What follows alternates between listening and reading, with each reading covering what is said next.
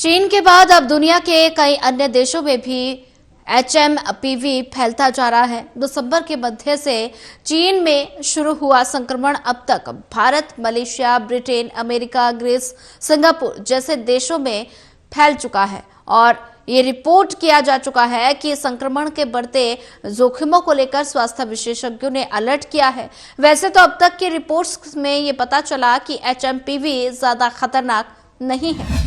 इसके कारण गंभीर रोग विकसित होने का खतरा भी कम देखा जा रहा है। हालांकि संक्रमण के प्रसार को रोकना जरूरी है क्योंकि ये उन लोगों में स्वास्थ्य जटिलताओं को बढ़ाने वाला हो सकता है जिनकी रोग प्रतिरोधक यानी इम्यूनिटी क्षमता कमजोर है।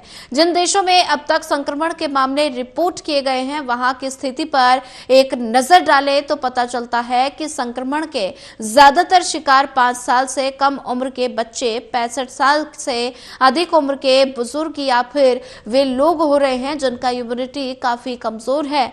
चीन से मिल रही जानकारियों के मुताबिक वहां एचएमपीवी के शिकार अधिकतर मामले बच्चों के हैं। बच्चों में इसके खतरे को लेकर university of East Anglia England में medical professor doctor Paul Hunter कहते हैं, लगभग हर बच्चे को 5 साल की उम्र से पहले कम से कम एक बार एचएमपीवी का संक्रमण होगा। इतना ही नहीं, जीवन भर में कई बार फिर इस संक्रमण का खतरा हो सकता है।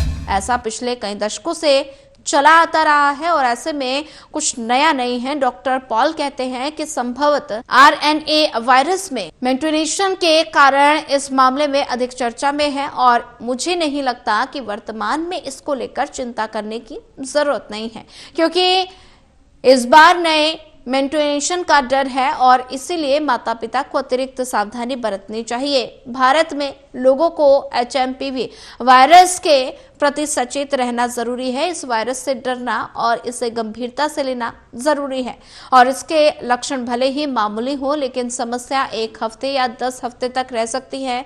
ऐसा बिल्कुल नहीं है कि भारतीय को एकदम केयरलेस रहना चाहिए और ऐसे में केयरलेस ना रहने से और साथ ही समझदारी वही है जो सही समय पर सावधानी से बरते और ऐसे में देरी ना करे।